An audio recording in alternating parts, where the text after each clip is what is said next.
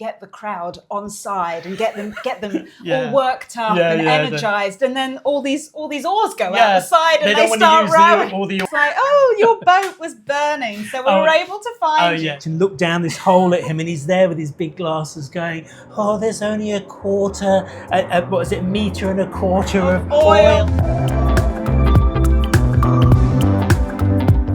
Hey, welcome to Screen Time, where we talk about movies and games from our past and re-experience them, or we experience things afresh and watch new content. Yeah. I'm Lou. And I'm Sid, and what did we watch this week, Lou? Well, this week we watched Waterworld. We did. Which I think is probably one of your favourites. It is one of my favourites. This is a film that I have seen quite a lot, to be fair. Yes. And I don't understand why it got such a bad rap at the time. I really don't. But I don't know. I don't know what your opinion is, but I'm going to hold fort with this. So the basic premise. This is where we differ. Oh, really? I think we'll explore. Okay. Let's explore it. Okay, so we both watched this film probably yesterday. Yeah. Yes. So it is afresh. It is afresh.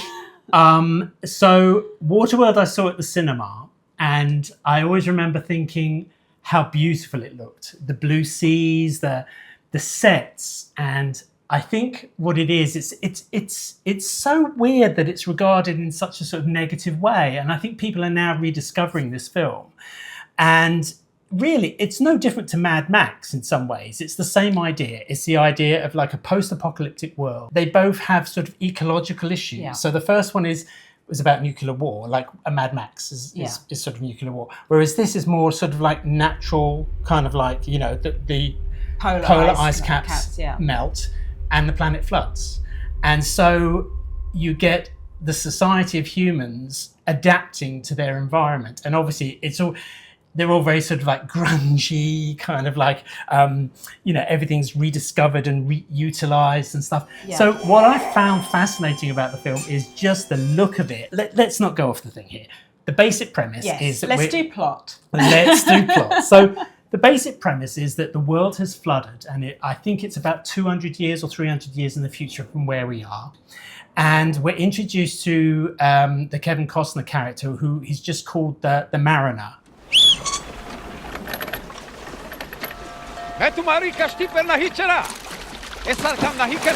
For some reason, he has a really good grasp of living in this world. He's got this really cool boat, and all the other humans are kind of just scrabbling around, and everyone's like hungry or thirsty. Hey!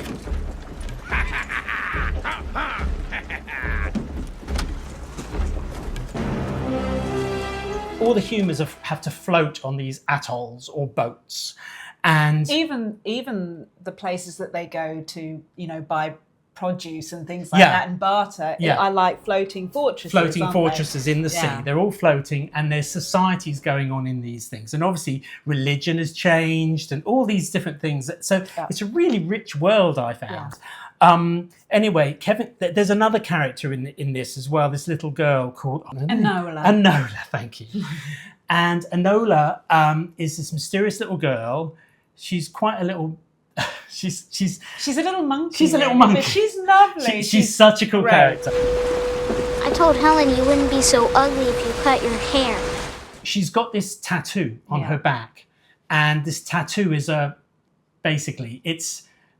people think that it's the way to dry land, which is this mythical place which you realise it has been a long time that they've been living like this. But for them not to know. For the fact that it's a myth. Yeah. So you've got these two main characters, and then you've also got Janine Triplehorn, who plays basically her surrogate mother in some way. I think what the scenario is that they found this little girl, and she's got this tattoo, and she's, people are wary of her, and they think she's, and she's sort of taken her under her wing. She's taken her under her wing. Yeah.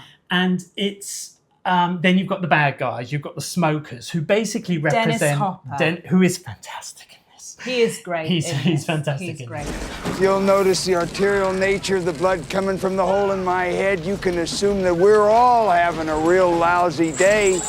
He represents kind of like the worst parts of capitalism. It's like they're the ones that have kind of destroyed the world in the first place, but they're still living their lives as if The smokers. The smokers, yeah.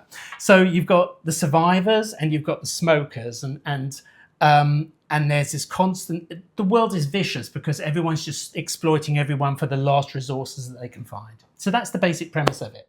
The mariner ends up connecting with Enola. Yes. And Helen, because when he goes to this fortress, he's somehow able to get soil. Yes. He has soil. Yeah. And we don't know how he's gained this soil. Yeah. And he goes there and he's like, I have this soil, what will you give me for it?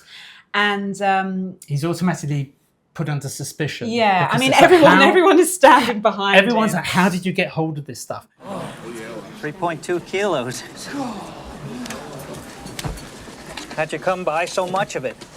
Yeah. And then later on in the film, you realise that actually he's become a mutant. So it's almost like the first X-Men, really. Suddenly you discover that. Mutation. The mutation, because the world is now completely flooded, humans are starting to change. And so he's got the ability to breathe underwater. Yeah, he has gills and he's got slight feet. webbing on his feet. Yeah. So we haven't lost you yet. Please don't stick with us, because it kind of works in the film, I think. Yeah, so they want to put him to death, don't they? And as a mutation. As a mutation. But the smokers come. Attack. They start attacking. Yeah. And then Enola and Helen say, right, we need to get off of this. You're going to help us. If I let you out of here, you're taking us with you. Sure. Yeah. You know, and the three of them. They're three of them. Head off. On his trimaran, catamaran, something like that. Yeah. You've watched it a lot. Yeah. What do you get from watching it so often? For me, it's one of these films that was kind of shortchanged at the beginning. There were so many problems making it. I'm impressed with this set building and the trials over adversity. You know, the whole atoll set that you're introduced at the beginning sank multiple times because of hurricanes. It was hurricane season where they filmed it. It was like 30 miles out that they built this thing because they didn't want it to be in the shallows. So it would have been affected by the movement Absolutely. of water. There was problems. It went so over budget because all of the extras in it were getting seasick. Also, there was no toilet on the set. So anytime they'd have to go to they'd have to load them onto a boat and drive them back to San Diego.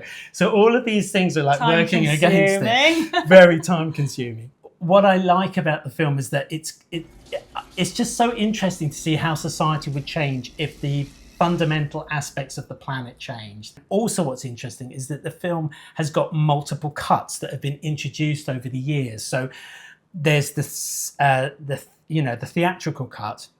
There was a TV cut that was longer. And then there's, over the last 5 years, they put together the Ulysses cut, which is an even longer cut. And I like going back in and seeing what they cut out. Changed. And what they cut out was crazy because they actually built so much information about how humans have adapted and stuff like that. It must mean that there is a following for this movie if they are continuing to Agreed. edit, because you find that with movies, say like the Aliens, say like with Alien series and Star Wars and all of those, they get recut. I think you find it with a film like this that was, the reason it was lambasted at the time was because the budget went spiraled. And so the critics just went in on it. But the actual film itself, I think, works really well. And it's a simple popcorn movie. There's nothing that deep about it, but it's just fun to watch. From my opinion, I think it's fun to watch. It's been a long time since I've seen it. Okay. And I think when I watched it the first time, I may have not watched it and looked into it in as much detail as maybe I did this time round, because you know, when you're going to talk about a movie, you think, right, I need some content of things to talk about. So I'm going to really look into this and actually pay a bit more attention because it's the kind of movie that you can just sit and watch with a load of popcorn and let it wash over you. Yeah, absolutely. But I was looking around the screen, and you know, even you're right, it is beautiful. And when that opening scene starts, you have the reflections on the boat, but the camera zooms in to so many different aspects to give you all these clues as to their way of life. Yeah. And the amount of detail they went into. You know, the boats are made of metal. All these like it's not the kind of material that would be now. You know, it's not fiberglass. No. It's not wood. No, it's all reclaimed stuff. It's stuff that's But the way it's shot with the water and you've got the reflection on it. I mean, that opening scene is absolutely stunning. Yeah. You don't even see that the mariner is Kevin Costner until a little bit into the opening scene. You know, it's him doing things, and you can see, okay, right, so he's purifying water, and then everything is all to do with, you know, natural resources. Yeah, natural resources the wind and surviving. Yeah, and even it goes up, and you've got the wind chimes, and it's like there's a little key which would be used for like a music box or something. I mean. But his clothing as well, it's all pieces of material. If you notice, it's all woven together to piece together. But when you go to the smokers, his shoulder boards that he wears, because he wears it's like a military top. They're kind of... But the boards, did you notice? It's all cabling. Oh, it's electric cabling. Interesting. And I was like, so it's very, very different setup. Yeah. That's the thing. When you've got the two different cultures, you've got the survivors and the mariner who are making do day by day. Then you've got the smokers who are living the way humans live now, which is just disposable. It's all oil. Their fortress is the Exxon Valdez, which was at the time the most notorious oil tanker because it sank in Alaska and it was a massive ecological oil spill. Right. So at the time of watching it, we all knew what the Exxon Valdez was. And we're like, oh my God, that's so clever. They've used this in this context. He's standing there. There's one scene where he's trying to, you know, get the crowd on side and get them all worked up and energized. And then all these oars go out the side and they start rowing. All the oil. They don't want to use the oil. The poor little man. I mean, so we're gonna go off into we're jumping all over the place. But I mean, yeah. So we've talked costume. Another thing that really stands out in the movie is the comedy. Oh yeah. I mean, it doesn't take itself seriously. So much comedy. No. There, all done. Now, there may be some small problem in depth perception. Well, better not screw up my short game. You know, I mean, for example, the guy in they're in the tanker. In the tanker, they've got this poor little old man on this little floating rather than having a stick dinghy that tells you how much oil is. They just lock him down there, and every so often they open this hatch and look down this hole at him, and he's there with his big glasses going, oh, there's only a meter and a quarter of oil of the black stuff left. Yes! Your deacon ship. Hello. Good morning. Or night. Whichever the case may be. I don't know about you, but I actually find it... The little girl is a great little character because she gets under everyone's skin. She's so like mouthy and... She's not afraid She's not afraid at all. And what I found funny, right or wrong, is that nearly every scene she'd say something and she'd get a clip across the... I know. I mean, the haircut. I mean, there was bits in it you think, oh my God, I don't think they could get away with this now. It's a little on the edge now. A little on the edge. But they both get a bit mouthy and the next scene, their haircut is...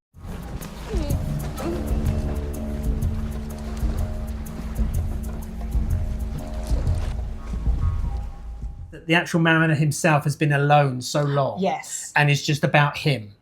Everything he's got on that boat is about him. And it's very difficult for him to see other people's because he's been treated so appallingly by humans. And I mean, and share things, you know, it's like she took, I don't know if it was chalk or crayon or something. And, you know, he ends up saying to Helen at one point, you know, it's a loan. She can have it. It's a loan. But step by step, you can see that, you know, those hard sort of boundaries that he had with them soften. The pivotal bit for me is a beautiful sequence where after he discovers that the little girl can't swim because he throws her in the water because she's winding him up.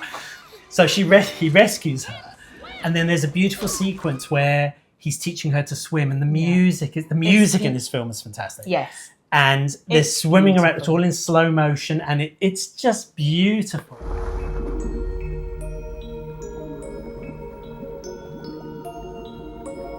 Do find a lot of action movies, they just put action in for the sake of it. And as the movie progresses, obviously you get bigger and bigger and what more can we do and throw in, and it doesn't necessarily add any more information for the story. One thing I did find with this was each action sequence gave you a little bit more information as to the circumstance and what these two groups could do. The first scene, you come across the smokers, and you see how his boat can maneuver and everything, and it's a very simple little action scene.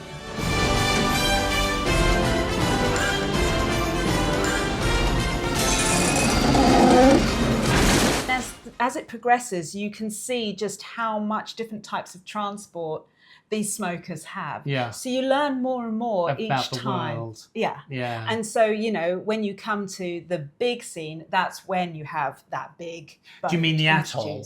No. Oh, you mean their big boat? Their big boat, yes. right at the end. So it all builds up to that, and then you're like, okay. Yeah. Oh, wow. Okay. I'm going to go back to the atoll section with the attack on the atoll, because when you think that was all filmed practically, they CGI was available, and there are some scenes in there where they use CGI, particularly like the big fish, the big fish sequence, and when they discover the cities. When they discover the city, which isn't done so well, it's a shame. It doesn't look as good as it could, but.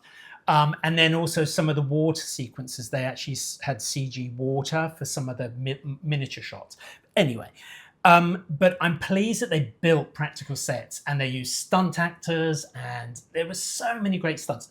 The thing with what this film did do is it allowed Universal to have a very successful 20-year action show at Universal Studios, which I think has only just been shut down.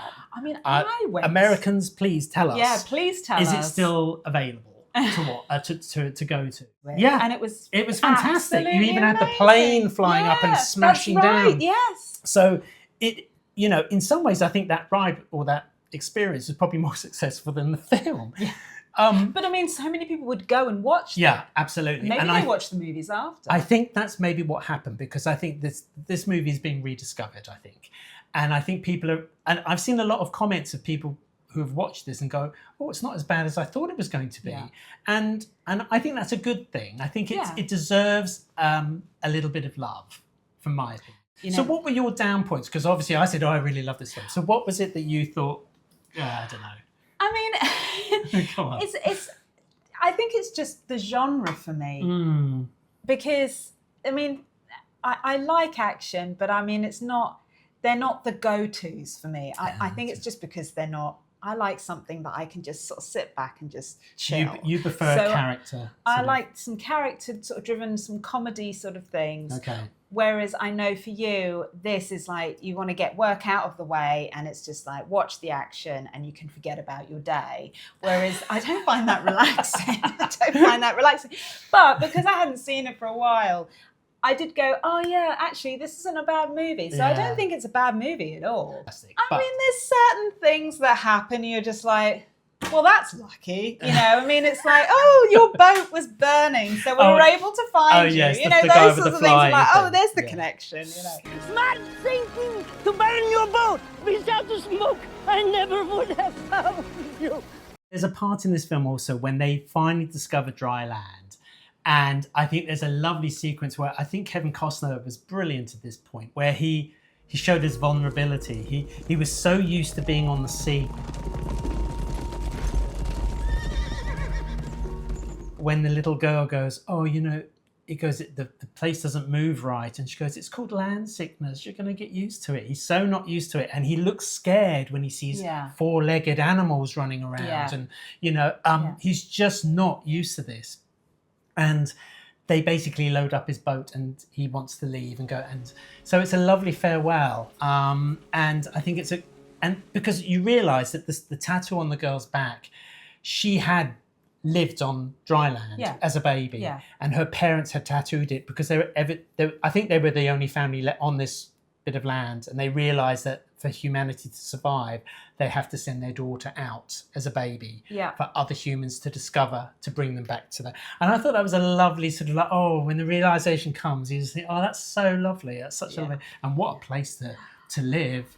I mean, it was beautiful. So stunning. It was So absolutely stunning location that they found. Yeah. I mean, it had to be small because otherwise people were... Well, interesting. That's what came to mind. Yeah. It was like, how come somebody hasn't, discovered this? This. Well, interestingly, it's only on the Ulysses cut that there's a scene where they're running up the hill to say farewell, and they come across this plaque, and it's Mount Everest.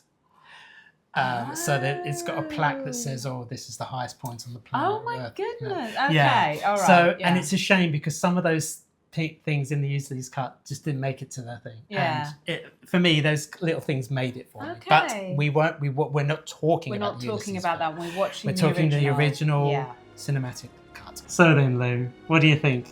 What is your score? So I think my score would be 7.5 for this. That was pretty good, actually. Not bad. No, for someone who's adverse to sort of. Okay, yeah. I mean, I can see its flaws now in some ways, and I think a lot of it was down to discrepancies between the director and Kevin Costner, and there were lots of issues. So there's bits where it feels a little choppy, and the grading is a little choppy. Sometimes the sea is greenish, sometimes it's very blue. You've watched this a lot. Well, it just feels a little bit, a little bit. Yeah.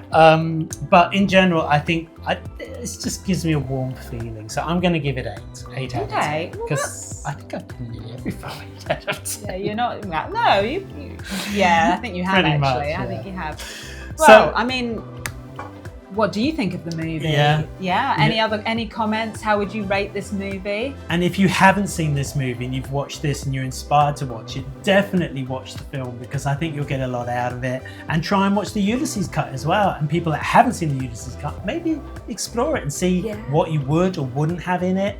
And let us know what you think of the Ulysses cut because I've not seen it. Yeah. And also remember to subscribe and to like this video. It would help us a lot. So thank you so much for watching and we'll see you the next time. See you soon. Thank you. Take care. Bye. Bye.